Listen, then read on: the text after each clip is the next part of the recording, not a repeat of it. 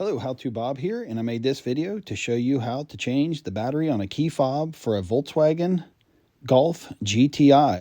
This procedure is pretty simple and it'll probably work for a multitude of different models. So we're going to start out with the key fob here. We'll press the button, eject the key into the upright position, and you'll notice on the side where the key was, there's a slot. I'm going to use a multi-tool here and gently pry up on it. Make sure you don't mar the surface of the plastic. And inside the door here is a battery. Now that battery is a CR2025. And once that pops out of there, and it just pops right out, all that's left to do is take the new battery here, slide it underneath the little tabs here, push it down in, and insert the cover, and it's that simple. So that's how you replace the battery in a key fob for a Volkswagen Golf GTI. I'm How To Bob. Thanks for watching.